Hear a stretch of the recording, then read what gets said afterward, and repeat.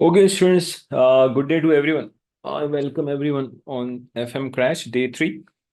Agenda I have explained in the previous class. The agenda of FM Crash is the entire section A and section B questions we are going to cover. But this will be the third class of FM, which will be shared in all social medias. But after that, only those students, they will come live and attend the class. They will get the benefit from the crash in addition to the enrolled students. So make sure that from class 4 onwards, you should not be missing any class. Okay, let's deal with question 125. They are asking, what is the sensitivity of the project decision to change in sales volume? We did discuss yesterday that sensitivity percentage on sales volume is NPV divided by present value of the contribution. A company has calculated NPV. NPV is here. Okay. Initial. Look at this corporation tax. Can I say if your NPV is after tax? We did discuss this yesterday. If NPV is after tax, then variable will also be after tax. The sensitivity percentage is equal to NPV. Take the contribution, that is revenue minus variable cost. Contribution is 2000. Tax rate is 20%. Obviously, nothing is mentioned. They are paying in delay. Nothing is mentioned. It means they're paying in the same year. If they pay in the same year, then things become very easy. We did discuss yesterday, if the tax is paid with a delay of 1 year, then how to apply sensitivity analysis. So if I take 20% of this, that is 400. So it means after tax contribution is 1600. After tax contribution is 1600. So 200 divided by 16. I'm getting 12.5%. 12.5%. Okay, now, which of the following statement is correct? Which of the following statement is correct? Let's see. Tax allowed depreciation is relevant cash flow when evaluating borrowing to buy compared to a leasing as financing choice. Let me just give you one idea.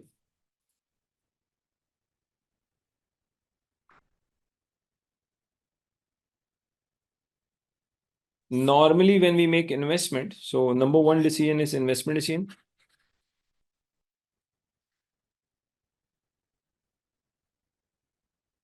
If NPV is positive, then obviously we are going to make investment. Let's say NPV of the project is coming positive, and now we need to decide a source of finance. Source of finance. We have two options. One is borrow and buy. Another is lease. Obviously, you have to calculate NPV of borrow and buy decision. Definitely, you will be having a negative NPV of borrow and buy decision. You will also be calculating the NPV of lease decision. Logically, whichever NPV comes lower, because you're identifying which source of finance should we opt. Should we go for borrow and buy, or should we go for lease decision? For example, here we are having a negative NPV of 1000. I'm assuming here we are having a negative NPV of 400. In this case, I'll go for lease. Okay, how to calculate NPV of borrow and buy decision? NPV of borrow and buy decision.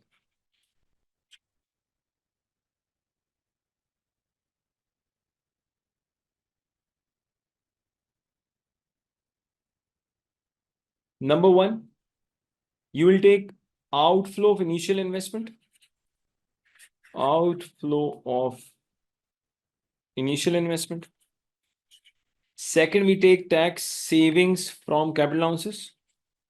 Tax savings from capital allowances. Third, inflow of residual value. fourth and fifth, just listen.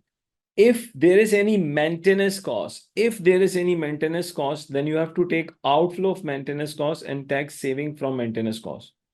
Repeat. If there is any maintenance cost, then you will take outflow of that maintenance cost and then tax saving from maintenance cost. But if you have maintenance cost only then. So outflow of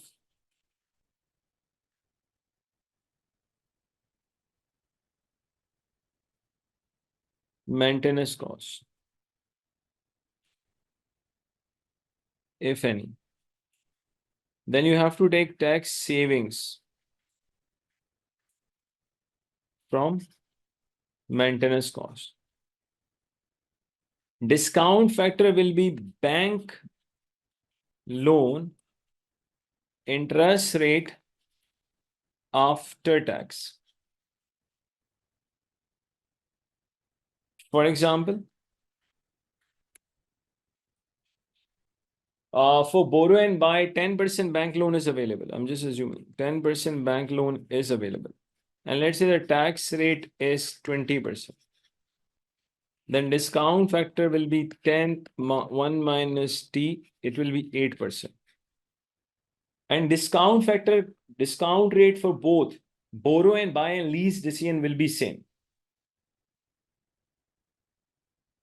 Okay, now let's go for lease decision. NPV of lease decision. Number one, you have to take outflow of lease rentals. Outflow of lease rentals. Second, tax savings from lease rentals. So normally, when you'll be calculating NPV of lease decision, number one, the discount factor is same for both borrow and buy and lease decision.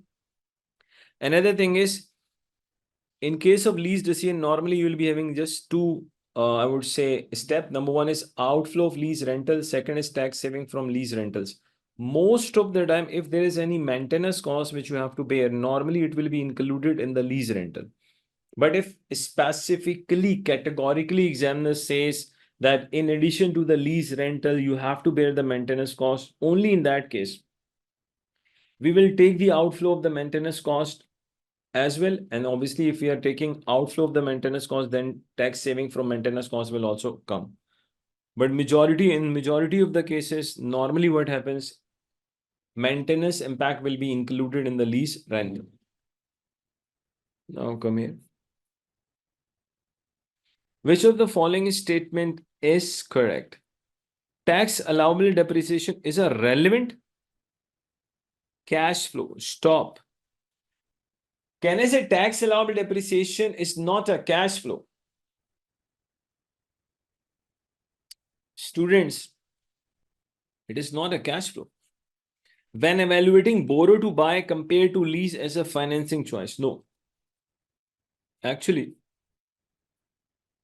we are only taking tax saving from capital allowances. We are not saying that tax depreciation is a relevant cash flow. So objection is over here. In case of borrow and buy, we take tax saving from capital allowances as relevant. We don't say that tax depreciation is a relevant cash flow. So it is not a cash flow. That is why this one is incorrect. Asset replacement decision required relevant cash flows to be discounted by after tax cost of debt. No. Basically, in asset replacement decision, we divide the after tax cash flows with annuity factor, and in annuity factor, we use cost of capital. We use cost of capital. We are not using cost of debt. So in asset replacement decision,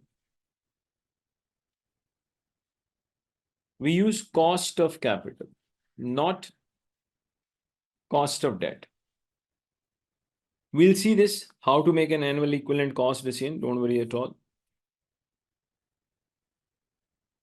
So this one is incorrect because we are not using cost of debt. We use cost of capital. Okay. If capital is rationed, okay, divisible investment project. Divisible means projects which can be accepted partially. Divisible investment projects can be ranked by the profitability index when determining the optimum investment schedule. That is true.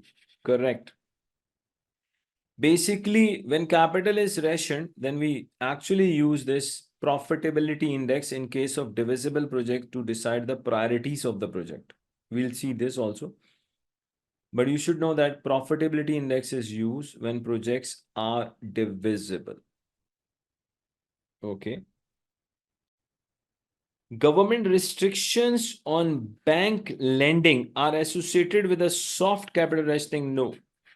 False. It is hard capital rationing. When it becomes difficult to raise the finance due to government restriction, let's say banks, they don't have the lending power. So it is hard capital rationing. It is not soft capital rationing.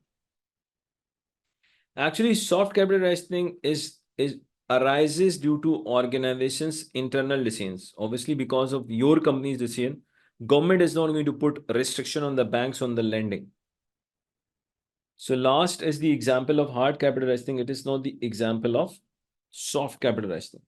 So it means 126. The answer is Charlie. Okay. Where are others? Okay. I think some of the multiple choice are missing. I don't know why. Let's go to 130.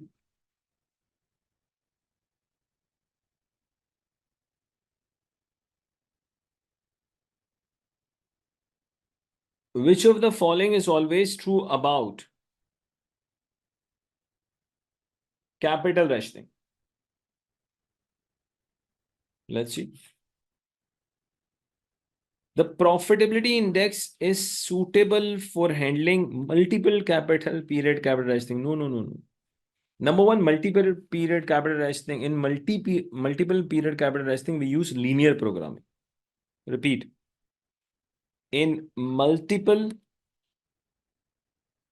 period capital rationing, the technique which we use, that is linear programming. Obviously, that linear programming, the multiple period is not in our syllabus, but we don't use profitability index in multi-period.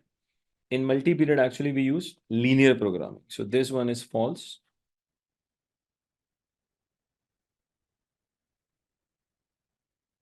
Project being divisible is an unrealistic assumption. So why it is unrealistic? You will find so many projects which are divisible. For example, if I just quickly give you the example of there's many projects that are divisible. For example, let's say there's one building which is having around 50 flats.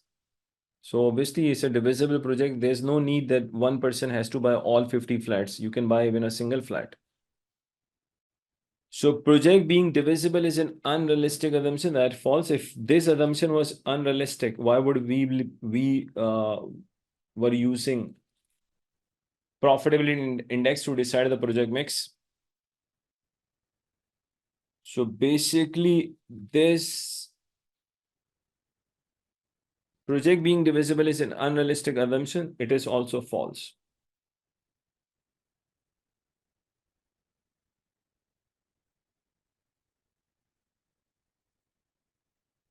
Okay. Question 131. NB is faced with an immediate capital constraint 100 million. Available to invest, it is considering investing in 4 divisible projects.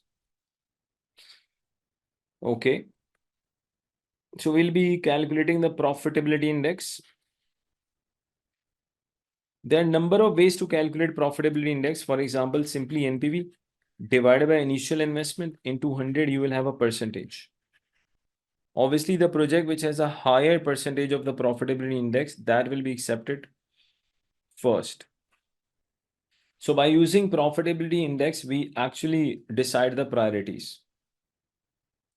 And where do we use profitability index? When projects are divisible. NB companies faced with an immediate capital constraint is 100 million. So available fund, we have 100 million. All the projects are divisible. What is the NPV generated from the optimum investment program? No issue at all. Let us first calculate profitability index. 4 divided by 40 into 100. So it gives us 10%. The second is 5 divided by 30. First one was 4 divided by 40 into 100 is 10%. 5 divided by 30 into 100. I'm getting 16.67%. 6 divided by 50 into 100. 6 divided by 50 into 100, I'm getting 12%. 5 divided by 60 into 100, I'm getting 8.33%.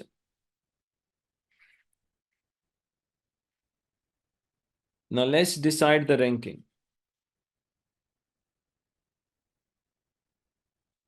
Change the color of the pen. Ranking. Can I say project 2 has to be number 1? Project 3, 1 and 4. This is the ranking. Now let's make the project mix.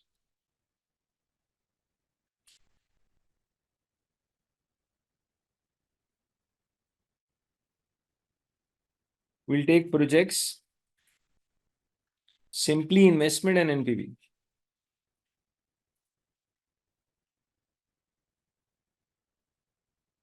So number 1 is P2, P2, P3, P1 and P4.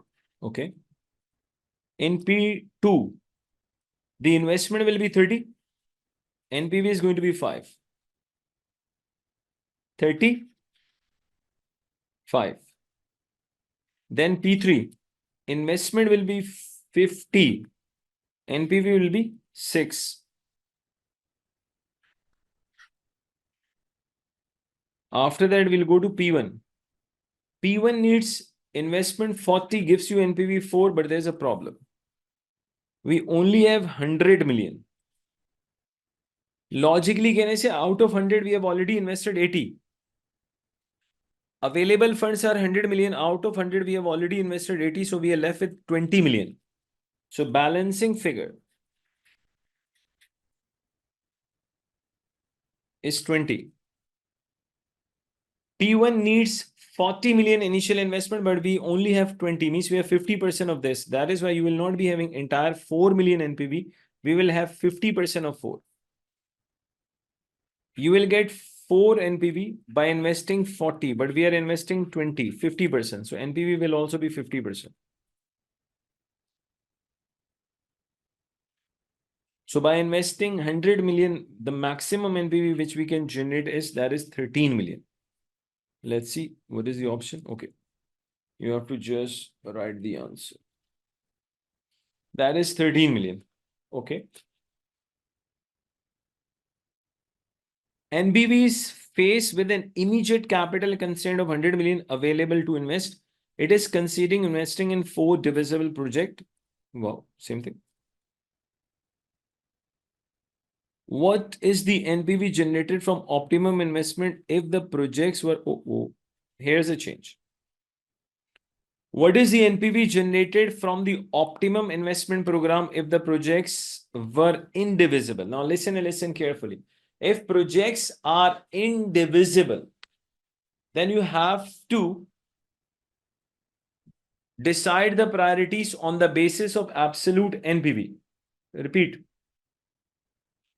When projects are indivisible, then instead of using profitability index to decide the priorities, we decide the priorities on the basis of absolute NPV. Let's go for ranking. And in case of indivisible project, either you are going to accept the project 100% or zero. Repeat. If the projects are indivisible, either you are going to make investment, either you are going to accept the project 100% or 0%. So number one, can I say the number one is going to be project 3? Okay. Now, after that, you can see there's a tie between project 2 and project 4. Both are generating the NPV 5 million. Since both are generating NPV 5, now you should see which one needs less investment. Obviously, then I'm going to opt that project first. Repeat. Project 2 and 4, both are generating the same NPV, 5 and 5. So on the basis of only NPV, we should be indifferent. But obviously, now we have to make a decision. So both are generating NPV 5. Now look at this, which one needs less investment? Can I say that is P2? P2 needs 30 million. So P2 is logically better than P4 because by making less investment in P2, you will be getting the same NPV which P4 is going to give you. So on this basis, that is going to be 2. And how much we are going to invest in P3? We'll be investing 50. In P2, we'll be investing 30. After that, you cannot accept any other project because when projects are indivisible means you will have to accept the project either 0% that you are not accepting or 100%. You cannot accept the project partially. So we do have 100 million, but out of that 100 million, you can maximum invest 80 million. It means the maximum NPV which can be generated, that is 11 million. So basically all the projects are indivisible. Then we have to make the decision on the basis of absolute NPV. So number one is P3, no issue at all. P2, P4, both are generating the same NPV. So we were indifferent on the basis of NPV. Then we said, no, let's take another step towards initial cost. Obviously, P2 is preferable over P4 because P2 needs less investment, half of the investment as compared to P4 and gives the same NPV. So basically the NPV is going to be 11 million. And one more thing, you will not be able to use entire 100 million. We'll be using only 80. So there will be unused fund 20 million. Unused fund is called slack. Slack is 20 million. Another very important concept, please listen and listen carefully. If all the projects are indivisible, slack will always be 0. If all the projects are divisible, then slack will be 0. But if all the projects are indivisible, then you will see the slack. Like if you check question 131, logically the slack is 0. Because if all the projects are divisible, you will be using even a single penny also. You will not be having a single penny left with you. So remember one point, when all the projects are divisible, then you will have 0 slack. If all the projects are indivisible, then you will have a slack. Okay. Question 133. Which of the following is potentially a benefit to lease if they lease as opposed to what? Buy. Okay. Which of the following potentially a benefit to lessee? Lessee is the one which uses the asset. If they lease as opposed to buy, let's see one by one. Let us see this. Potential future scrap proceeds. When we make lease decision, we never consider scrap value. There is one more way to answer, that is choice elimination. If you don't know the answer directly, you can go for choice elimination. So number one, potential future scrap proceed I have eliminated because in lease decision, we never consider scrap value. Second, exploiting a low cost of capital. This is incorrect. We have just discussed Borrow and buy decision and lease decision. In both the cases, you will have the same cost of capital, which is bank loan interest rate 1 minus T. So exploiting a low cost of capital is also incorrect because for buy and lease decision, we have the same discount rate. Third, or second one, attracting lease customer that may not have been otherwise. What do you mean by this? What do you mean by this? Attracting lease customers that may not have been otherwise possible. Wow. The last one, obviously, this is the answer. Avoiding tax exhaustion. Now, what do you mean by this? Please try to understand what is the meaning of the term tax. If I say the tax, your tax exhaustion means actually what? Basically, we know that if a business is having, for example, taxable profits, if a business is having taxable profit, for example, from that taxable profit, when you are going to deduct the tax, there's a profit of the business. From that profit, we deduct the tax depreciation. But if a business is having a profit and you are deducting the tax depreciation, then automatically your profit will reduce and you are going to save the tax. But if logically you are not having profits, already you are having negative cash flows, even you deduct the tax depreciation, you will not be saving any tax. So normally what happens when we make investment, and when we borrow and buy, so logically what happens, initially you get very high amount, very large amount, very big amount of tax depreciations. Tax will only be saved when you have taxable profit. If you don't have taxable profit, so you will not be able to save the tax. So it's better to go towards lease, because in lease you will be paying the rental which are same throughout the lease term.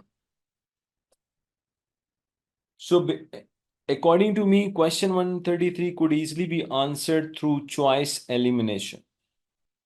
So always remember one thing, if you don't know the answer directly, you can go for choice elimination. So 133 should have been answered by using choice elimination. Okay, 134. A professional kitchen is attempting to choose between gas and electricity for its main heat source. Once a choice is made, the kitchen is intends to keep that source indefinitely. Now listen. Actually, if there is machine 1, for example, and machine 2, please, someone is using this, please remove this. Just take the class nicely. Machine 1 and machine 2. Assuming NPV is negative 40,000. NPV is negative 42,000. Useful life. Let's say 4 years and 5 years. Cost of capital is, let's say, 10%. Cost of capital is 10%.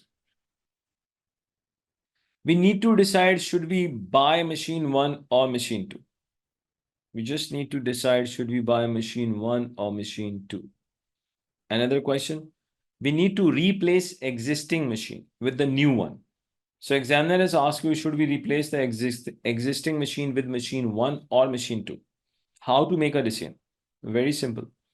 Both are having obviously negative NPV, and we need to buy, either we are going to buy machine 1 or machine 2. We are going to buy a machine which will have which is going to be cheaper for us in present value terms. Right now, machine 1 is having an NPV of 40,000 negative. Machine 2 is having NPV of 42,000 negative. But directly, their NPVs are not comparable. Why their NPVs are not comparable? Because machine 1 is having a useful life of 4 years and machine 2 is having a useful life of 5 years. Since useful lives are not same, so directly you cannot compare. You cannot decide on the basis of 40 and 42. Then what to do? Now you have to calculate equal annual cost On the basis of equivalent annual cost, you have to make the decision. How to calculate equivalent annual cost?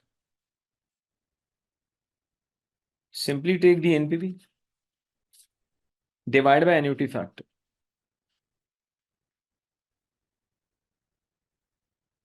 So we'll be calculating equivalent annual cost of machine 1 and machine 2. Then whichever is going to be cheaper for us in present value terms, we will buy that machine. Let's calculate equivalent annual cost. Machine 1 is giving us having an NPV negative 40,000. At 10% cost of capital for 4 years, annuity factor is 3.17. That is machine 1. Machine 2, NPV negative 42,000. Life is 5 years at 10% cost of capital. When the life is 5 years, annuity factor is 3.79. Equivalent annual cost. Let me use the calculator. 40,000 divided by 3.17. I'm getting 12,618. 42,000 divided by 3.79. I'm getting 11,082. So we'll buy machine 2 because machine 2 is cheaper than machine 1. So machine 2. So when lives are not same, then you have to make the decision on the basis of equivalent annual cost. Now, change. We have project 1, we have project 2. NPV. It is giving us a positive NPV 40,000. Positive NPV 42,000. Project life 4 years. 5 years. Cost of capital is 10%. Now we need to decide which project should we opt, P1 or P2. Students, you can see that this time NPV is not negative. This time NPV is positive. The scenario is changed. Both the projects are giving us positive NPV. We need to accept only one. Since the lives are not equal, that is why we cannot directly make the decision on the basis of NPV. Otherwise, you can see that P2 is generating higher NPV as compared to P1, but still we cannot make the decision on the basis of 42,040. Why? Lives are not comparable. Now we have to calculate equivalent annual benefit. Earlier we calculated equivalent annual cost. Now we have to calculate equivalent annual benefit. The project which has a higher equivalent annual benefit, that will be accepted. So simply NPV divided by the annuity factor, 10%, 4 years, the annuity factor is 3.17. We know the answer, 12,618, 42,000, 3.79. Answer is 11,082. Can I say this time we will accept P1 over P2? Now let's come here. Question 134. A professional kitchen is attempting to choose between gas and electricity for its main heat source. Once a choice is made, the kitchen intends to keep to that source indefinitely forever. Each gas oven has an NPV of 50,000 over its useful life of 5 years. Gas oven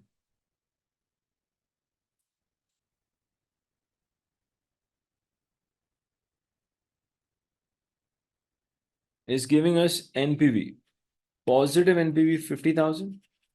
The life is 5 years. Okay. Each electric oven has an NPV 68. Electric oven NPV is 68. But the life is 7. Cost of capital is 8%. We simply have to calculate equivalent annual benefit. Obviously, the project which has equivalent annual benefit higher, we'll accept that. At 8% when the life is 5 years, the annuity factor is 3.993. At 8% when the life is 7 years, annuity factor is 5.206. So which means that 50,000 divided by 3.993. Let me use the calculator. 50,000 divided by 3.993. I'm getting 12,522. Here's 68,000 divided by 5.206. 68,000 divided by 5.206. I'm getting 13,062. Can I say electric oven is better than the gas oven? Because of higher equivalent annual benefit. Let's go towards the choice, which one we have to opt.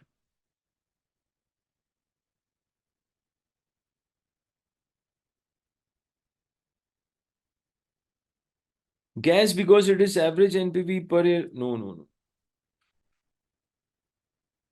Electric because its NPV is higher than. Do we decide on the basis of NPV or on the basis of equivalent annual benefit? Electric because its equivalent annual benefit is higher. Which two of the following are typically benefit of a shorter replacement cycle? The earlier you are going to replace, the higher will be the scrap value. Repeat.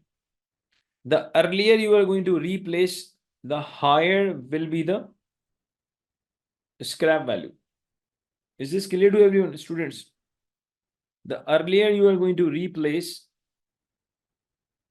higher will be the scrap value. Is this clear? And obviously better company image and efficiency, especially if I talk about laptop. Obviously, if you have a shorter replacement cycle, automatically you will be having a latest updated technology and efficiency will be better. Lower annual depreciation makes no sense. Why? If you are using a straight line method depreciation, you will have the same depreciation. If you're using reducing balance method, then in fact, you will have a more in the reducing balance method. What happens? Initially, we have more depreciation and later on we have less depreciation. So third one is incorrect. Less time to benefit from owning the asset. What is this? It's your asset. You keep it as much as you want it. So let me share more questions. Let's pause the video as well. So unnecessarily video should not be very long. Okay. What is the sensitivity of the project to change in sales volume? Can I say in case of sales volume, we know that NPV divided by present value of contribution. NPV divided by present value of contribution and plus one more thing, that is if your NPV is after tax, then contribution will also be after tax. If your NPV is after tax, then contribution will also be after tax. Let's see. The company is considering a project with the following cash flows. We have initial investment 11,000, variable cost, okay, cash inflows. So contribution is here. 7,100, 7,100, fine. Cash flows arise from selling 1030 units, 10 per unit. The company has a cost of capital is 9%. NPV, they have given us how much?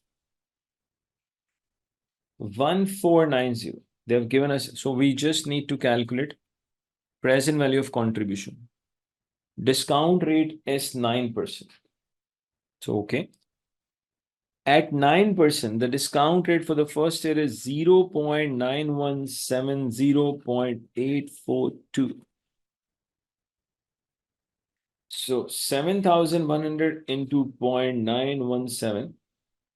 I'm getting 6510.7. So with a little bit rounding off, you can take 6511. 7,100 into 0.842. I'm getting 5978. Just add both of them. 6511. 12,489. NPV we have already, they have given us 1490. Nothing is mentioned regarding tax, so okay, you should be quiet then also.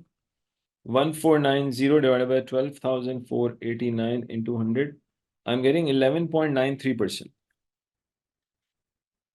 If you don't get the exact answer, go to the nearest one. Go towards the nearest one.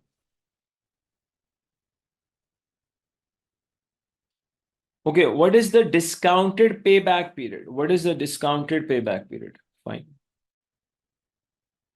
Initial investment, they have given us 11,000. Present value, we have already calculated. 0, 1, 2. Cash flows, 11,000. 6,511, we have already calculated the present values. 5,978. Just go for cumulative cash flows. That is 11,000 plus 6,511. We have invested 11,000. We have recovered 6,511. So still we need to recover 4,489. So obviously before the end of the second year, you will recover this.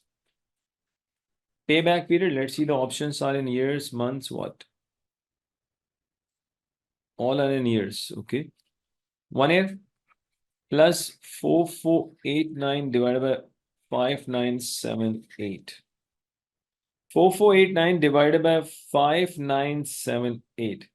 I'm getting 0.75. The answer of this is 0.7. So can I say the payback is going to be 1.75 years? Payback is 1.75 years.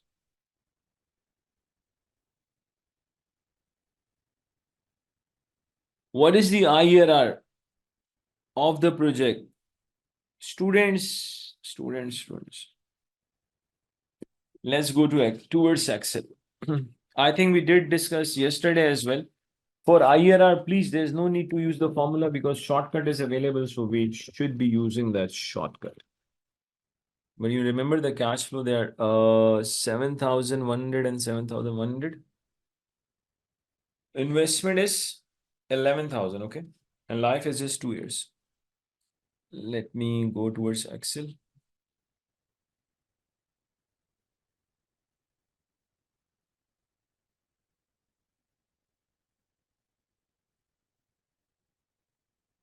Let me share with you. This is the one.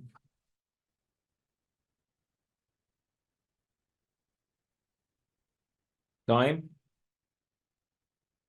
0, 1, and 2. Cash flows 11,000, 7,100, 7,100. We just need to calculate IRR is equal to IRR. Shift and accept all, just select all the values, bracket close. Which bracket did we? Your IRR is 19%. If you're not getting the exact answer, then obviously we'll go to the closest one. So with this shortcut, I'm getting 19%. Let's go towards questions. Let's see what is the IRR.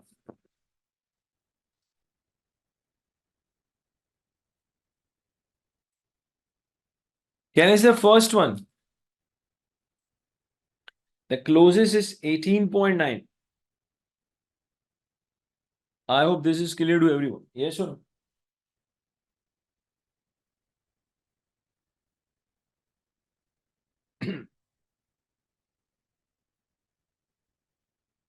Okay.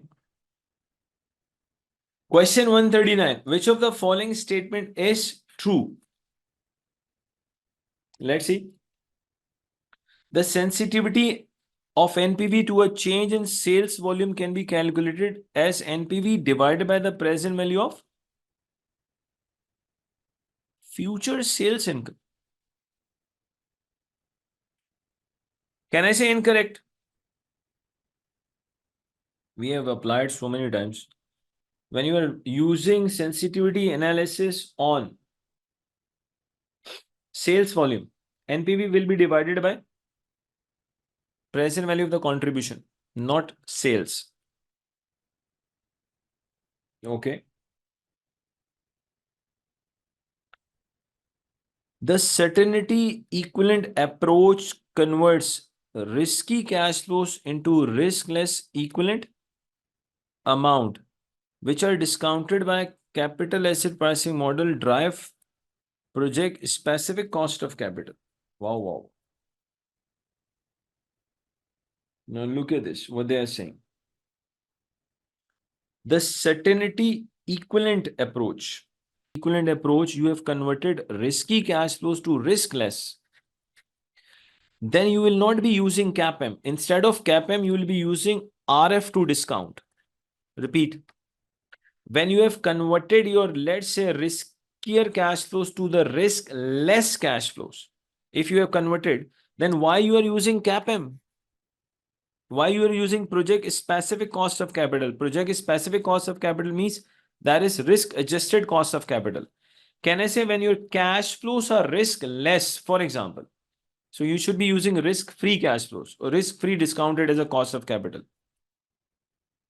Okay, Azan break. Just wait. Okay. So explanation to the second part is by using certainty equivalent approach converts risky cash flows into risk less equivalent amount which are discounted by CAPM. So the discussion is by using certainty equivalent approach, if you have converted your riskier cash flows to risk less, then you should not be using CAPM for the discount factor. You should be using risk-free rate as cost of capital. By using certainty equivalent approach, you have converted riskier cash flows as risk less. So you will not be discounted by using cost of capital. You need to discount by using RF.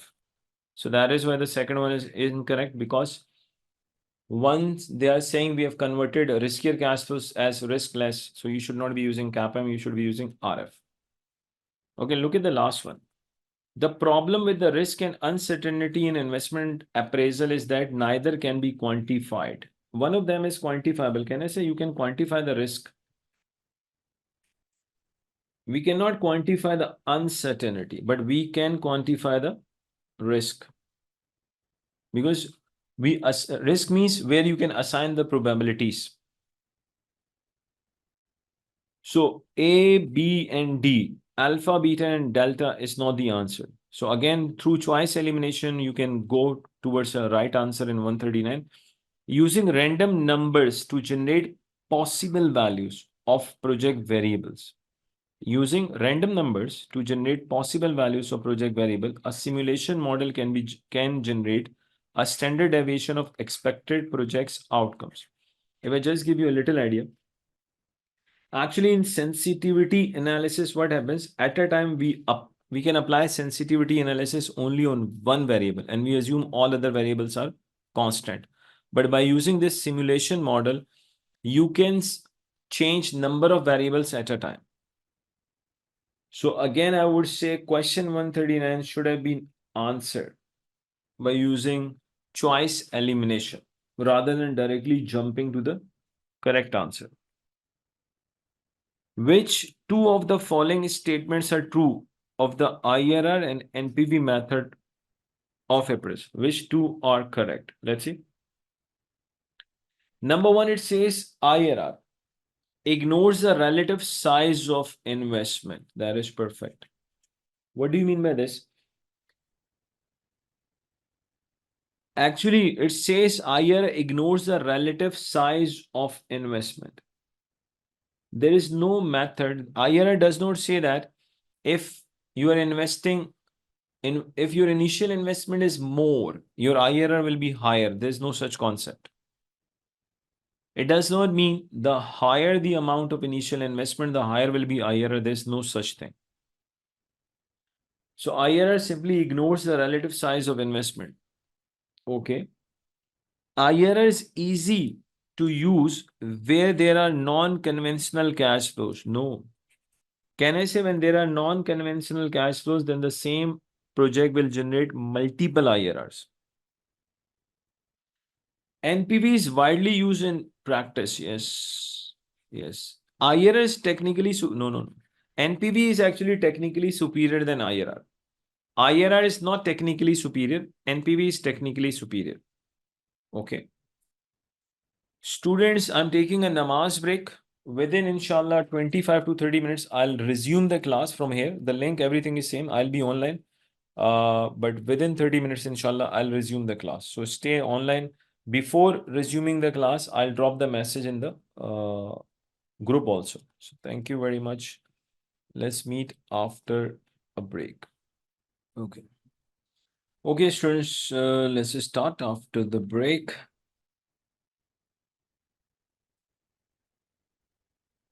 Okay. We have a G company appraising 4 different projects, but is experiencing capital rationing. In year 0, no capital rationing is expected. In future periods, but none of the 4 projects that G company is considering can be postponed. It means either you accept it now or otherwise leave it. So a decision must be made now. So cost of capital, they have given us 12%. The following information is available. We have outlay, means initial investment. We have present value, and we have also been given NPV. Great. Arrange the projects in order for their preference using profitability index. So let us simply calculate profitability index for each project. So I think we have already discussed, there are a number of ways to calculate profitability index. Present value divided by outlay. This is a formula. Also NPV divided by outlay multiplied by 100. You can calculate profitability index in the form of percentage also. So NPV divided by investment into 100, I'll get 11.4%. 6,580. 6,580 divided by 56,000 multiplied by 100. I'm getting 11.75%. 8,760 divided by 60,000. 8,760 divided by 60,000 into 100. I'm getting 14.6%. 12,400 divided by 90.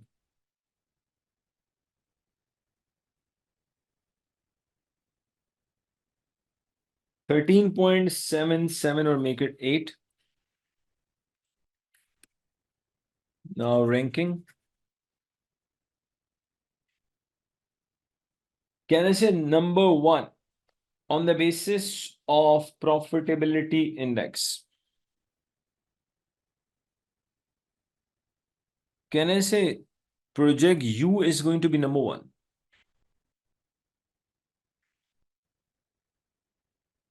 Okay. Then project Tilburg is going to be number 2. Then project Enid is going to be number 3. Amster is going to be number 4. Now let's find out.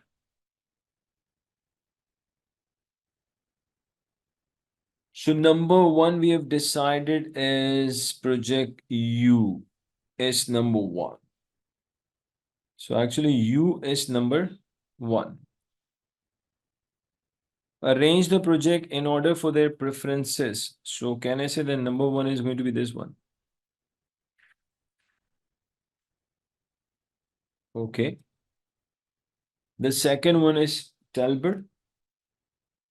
This is the second one. Third one is Enid.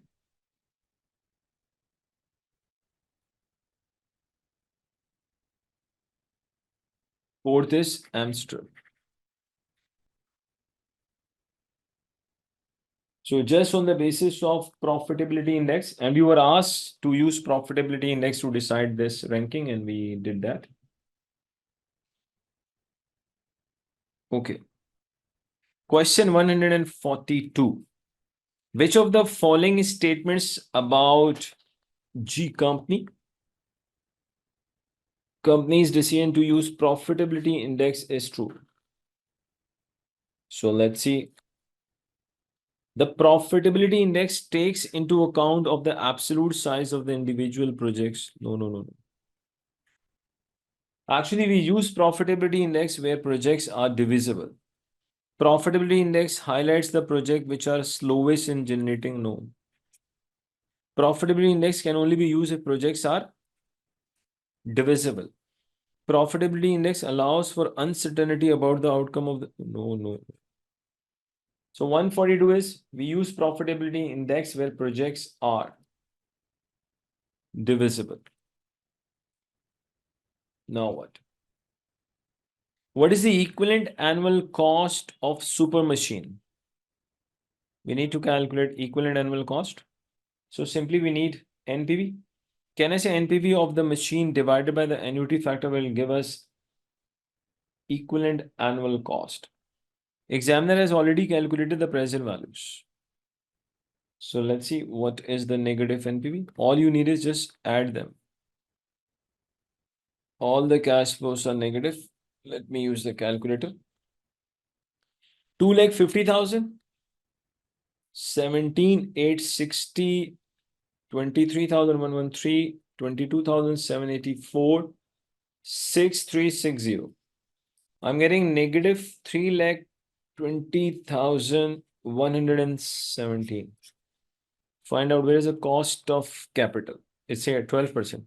At 12%, we need to find out the annuity factor for the 4 years. 1 minus 1.12 power minus 4 divided by 0.12. So let's see what it is. I'm getting 3.037.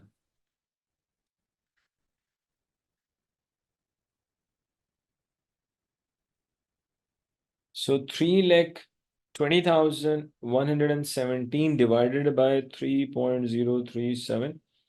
I'm getting 1,05,405.667. Or you can make it 6.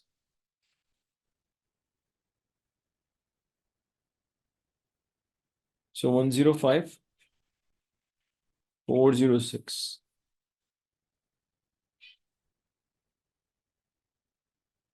Let's see. Question 144. Which of the following statement about concerning G companies using EAR true? Okay, let's see. The use of equivalent annual cost is appropriate in period of? No. It has nothing to do with the high inflation. False.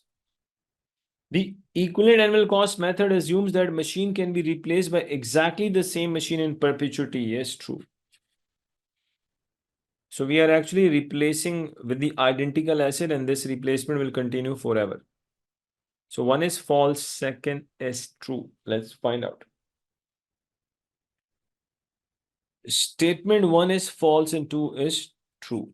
Delta. 144, the answer is delta. 145. What is the expected present value of the maintenance cost for year 2? To the nearest whole number. Just year 2, okay? The following potential cash flows are predicted for maintenance costs for the great machine.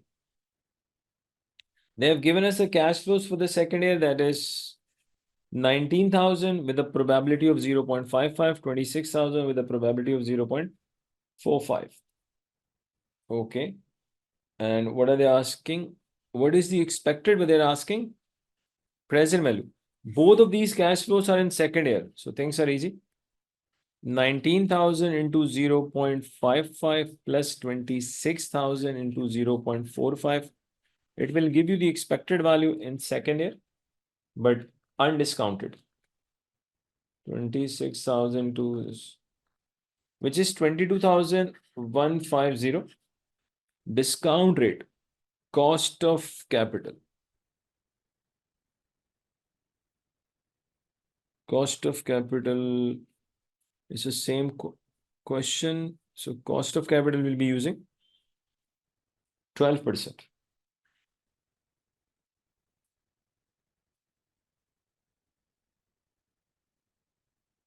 So at 12% for the second year, your discount rate is 0.797. After that, 712 and leave that.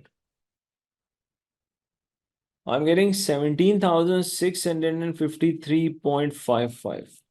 17,653.55. So with a little bit rounding off, you can make it 17,654. Okay. Tracor company.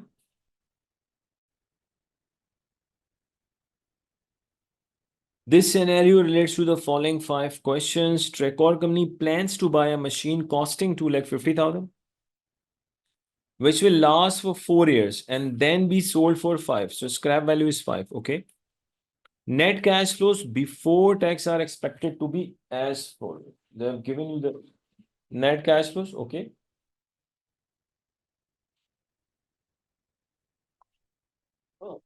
Year 1, 2, 3, 4. Depreciation is charged on a straight line basis over the life of an asset. Fine. Calculate before tax return on capital employed accounting rate of return based on average investment. So average investment means we'll take initial investment plus scrap value divided by 2. So 255. I'm getting 1,27,500. Okay, now listen. I think in a very first class we did discuss actually cash flow is equal to accounting profit plus accounting depreciation.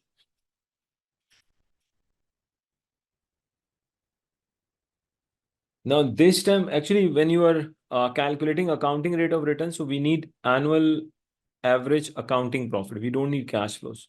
Examiner has given us the cash flow. So we have to convert cash flows into accounting profit. So simply, it's very easy. Accounting profit is equal to cash flow minus accounting depreciation. Take all the cash flows. 1,22,000 plus 1,43,000 plus 1,87,000 plus 78,000. The total of the cash flow is 5,30,000. Life is 4 years. Okay. Scrap value is 5. So can I say cost minus scrap value will give you the depreciable cost. Within useful life, the maximum depreciation is going to be 2,45,000. So if I deduct 2,45,000, 5,30,000 minus 245. I'm getting 2,85,000. 2,85,000 is your total accounting profit for the 4 years. Average annual accounting profit before tax. Just divide this by 4 because the life is 4 years. So 285 divided by 4, I'm getting 71,250. Average investment we have already calculated. This is 1,27,500. So which means that 71,250 divided by 1,27,500 into 100. Let's see what is the percentage. 71,250 divided by 1,27,500. I'm getting 55.88%. Let's see what they are saying. To the nearest whole percentage, so 55.88 means make it 56.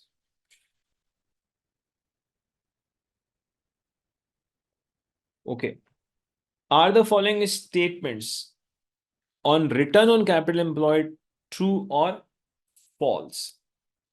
If return on capital employed is less than the target ROC, then purchase of the machine can be recommended. What they're saying, if ROC is less than the target, can I say it should be more than the target? ROC should be at least equal to or higher than target. So this one is false.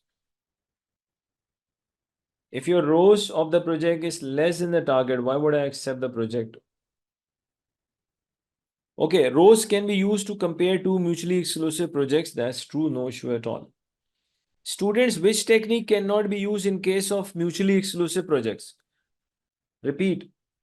Can you tell me the name of a technique which we cannot use in case of mutually exclusive project to decide to make the decision?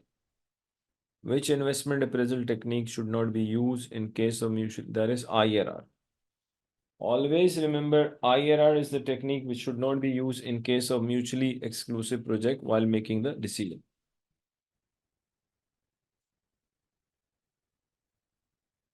Question 148. Record company can claim tax allowable depreciation on a 25% reducing balance basis. It pays tax at an annual rate 30% 1 year arrear with a delay of 1 year. Okay. What amount of tax relief would be received by Record in time 4, T4? A net present value calculation. They're asking what tax benefit you will be getting in T4. Never forget one thing, the tax is paid with a delay of 1 year. And we are using 25% reducing balance method. Okay.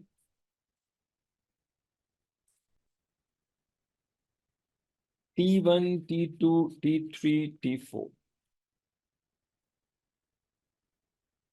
Tax depreciation is another name for the capital allowance and tax saving.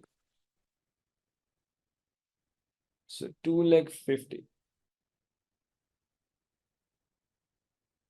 I'm getting 62,500. Then obviously you can take 75% of this. 62,500 into 75%, I'm getting 46,875. 46,875 into 75%. I'm getting 35,156. Okay. What is the tax rate? 30%. Actually, tax is paid with a delay of 1 year. Logically, 35,156. 35,156 into 30%.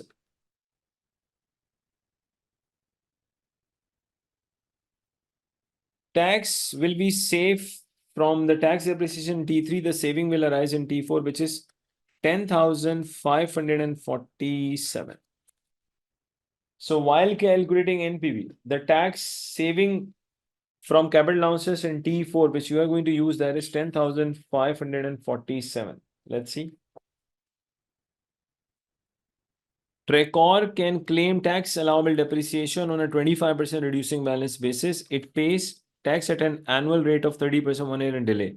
What amount of tax relief would be received by Trecor in time 4? A net present value calculation in an NPV calculation. They're not asking in present value.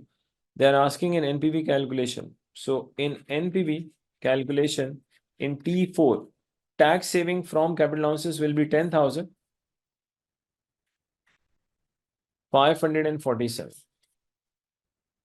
Okay. Question 149.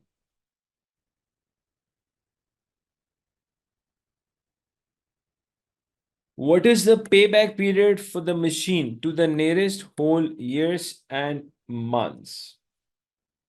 Fine. What is a payback? Nothing is mentioned, so obviously it will be a simple payback period.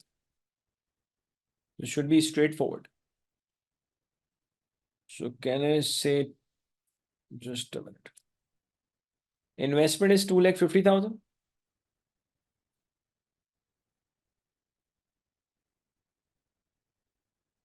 T0 T1, T2, T3, T4.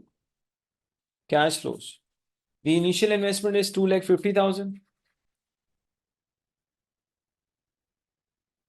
In the first year, the cash flow is 122.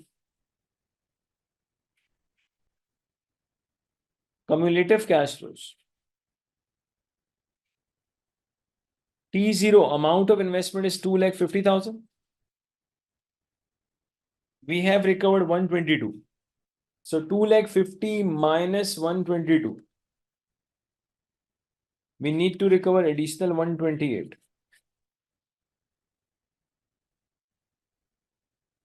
So in the second year, 1,43,000 is recovered. So can I say before the end of second year, your initial investment will be recovered?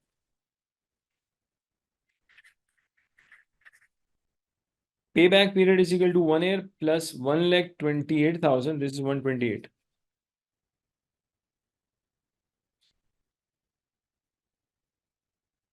$128 divided by 1,43,000 into 12. Let's see what it comes. 128 divided by 143 into 12. I'm getting 1 year and 10.74 months, or you can make it 11. 1 year and 11 months.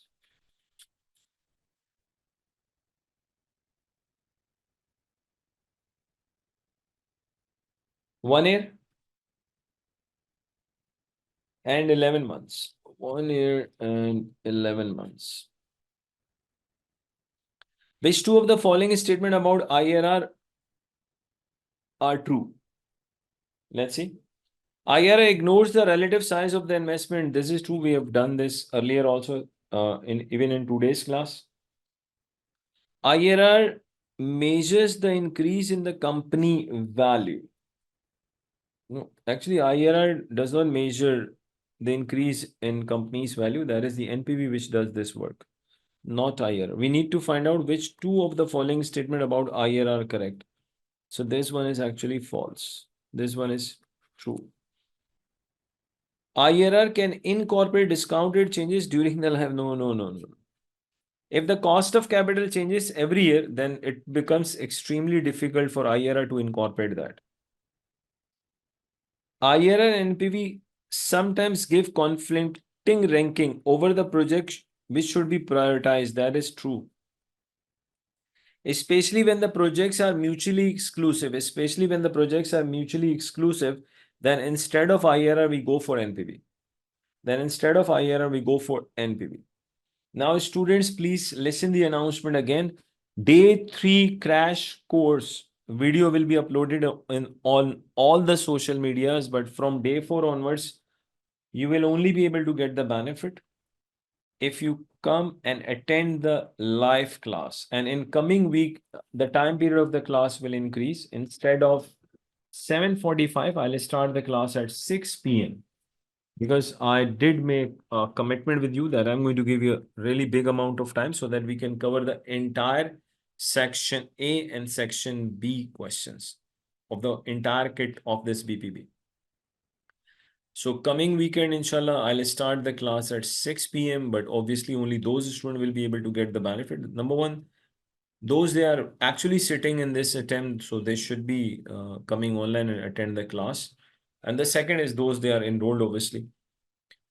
So I would request, please, in order to get the benefit of the crash, do come and attend the live classes. I'll also send the message in my relevant crash FM groups also. So thank you very much for coming up for the crash class and attending this class. So inshallah, in the coming class, in coming week, we are going to cover lots of questions because now the classes, in the coming week, I'll be starting the class at 6 p.m. So thank you very much. Have a nice life. See you all inshallah in the coming classes.